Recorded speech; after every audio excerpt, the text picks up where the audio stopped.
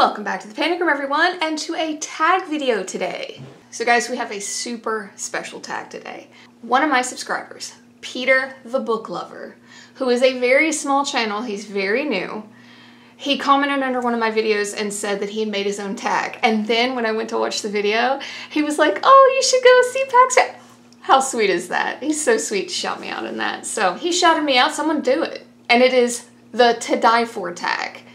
Now, best I can gather, it's pretty straightforward. It is just the top 5 books that you want the most right now.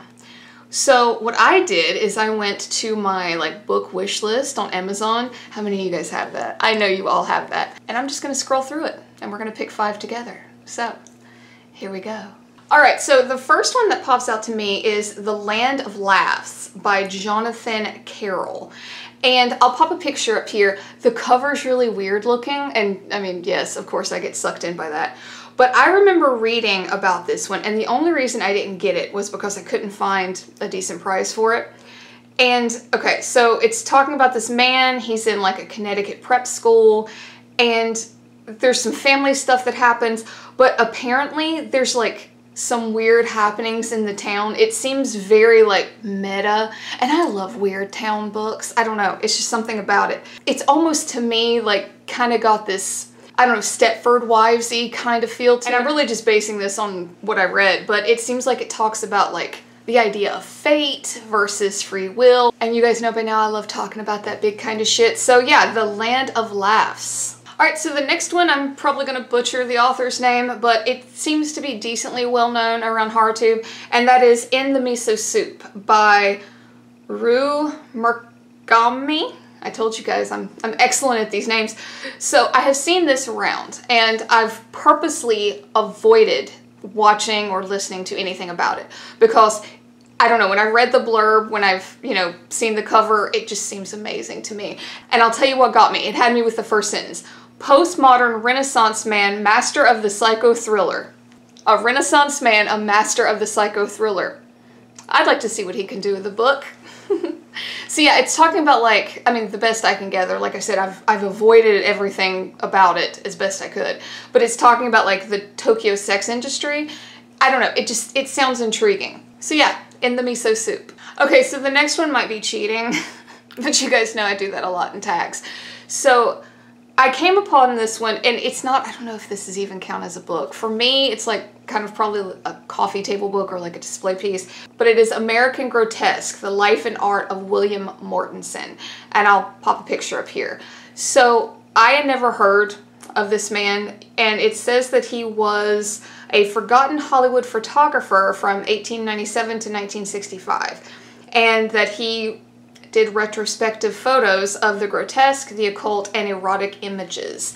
And when I was looking at the little preview, it looks like it could be really cool. For me, I don't think it's everyone's cup of tea, but I like it. It's kind of up my alley. It's kind of weird, and I I guess by now I get sucked in with artwork. I really do. So yeah, I think that would be really cool to have. I would like to really have it more like a display piece versus a book that you read. But yeah, again, probably a cop-out, but I do that a lot. Alright guys, so number 4. I think we only get 5, so this is really tough actually. So number 4 is No Longer Human by Osamu Dazai. Yeah, and I know I'm butchering that, and I apologize. But this is another one that sounded really super interesting. It gave me some Earthlings vibes. So the book seems to be about this give and take of this Japanese man between the traditions of his culture versus Western ideals. And I got from the blurb, there was a part in it where I think they said it talks about how he feels like he wears a clown mask. And I don't know, that really struck a chord with me. I feel like it would be really cool. I feel like you could do a lot with that. And it's kind of up my alley with the mental horror. I feel like I would just be sucked in and probably want to cry, but also resonate with the character all at the same time.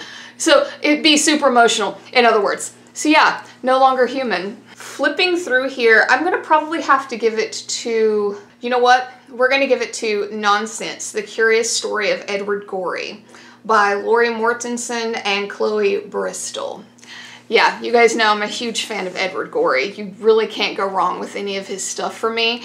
And, you know, it's, from what I can gather, it's, you know, his biography. So I would like to read that. I feel like the man must have a really amazing backstory, you know, a little bit twisted. I'm imagining like Vincent van Gogh and Tim Burton had a baby.